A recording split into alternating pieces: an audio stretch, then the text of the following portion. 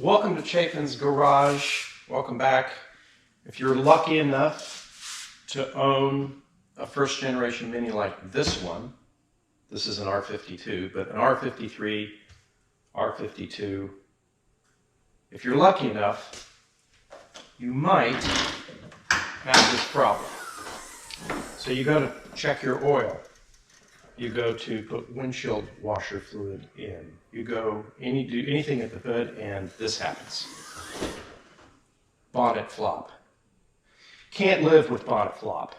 So today, we're going to do a pretty simple and easy fix. We're going to replace these shock supports. There are two of them, one on each side. We're going to do that real quick so we can get this Mini serviceable without crashing down on our head, which is really bad, by the way. These are really heavy bonnets because back in the first generation, the headlight assemblies were part of the actual bonnet. In later generations, starting with the second, this stayed here, and it was just the metal piece, which is way lighter. These are pretty heavy. So you don't want this falling on your head, for sure. So that's what we're going to do next. Welcome back.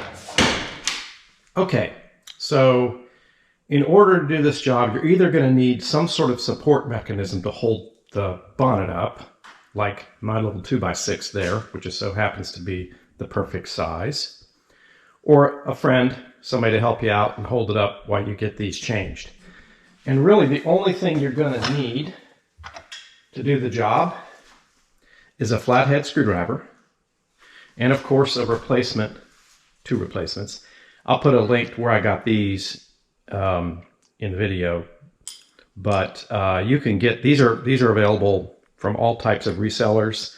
You can spend a lot, or you can spend a little. I think these were 20 or 30 bucks, so pretty easy. And all we're going to do on there, you see this little clip right here? There's a clip right there. We're going to take our screwdriver and we're going to put it in there, and we're going to bend that back, and then this should just pop off. And the same on the other end, okay? We're going to put this in here. We're just going to bend it back some. We're not going to pop it off. We're just going to bend it back, and it should pop off. And then putting them on is just a snap. It doesn't even require a tool. So the first thing that we're going to do is we're going to remove these.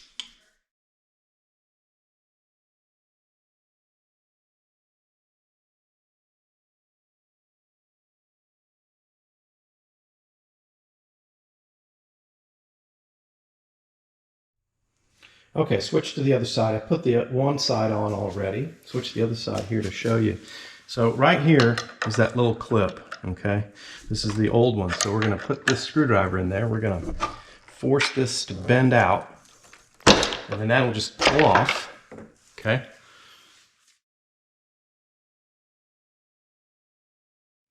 So again, got the old one off. The new one's going to go on. The smaller end, the thinner end is going to go down toward the body. The thicker part's going to go up top. And they're just going to simply snap on. So you'll probably need to twist this side in order to get it oriented properly. But in any case, what's going to happen is you can put either one on first. It doesn't really matter. I've done them both ways. So you put the bottom one on if you want first. Now this top one, you can see it's turned the wrong way. So you'll turn it the right way, like that.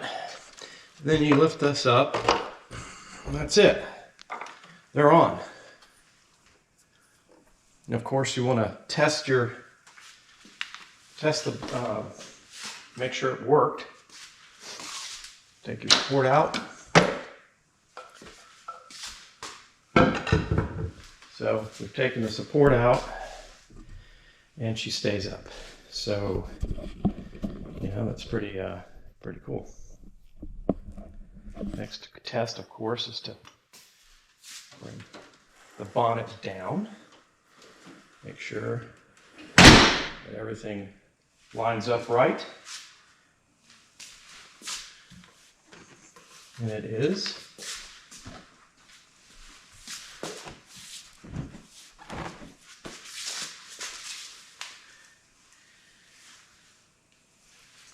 Pull it back up.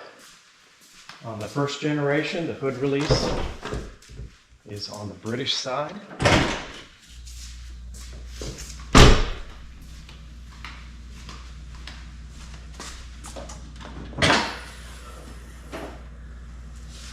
Boom. There it is. Thanks for watching.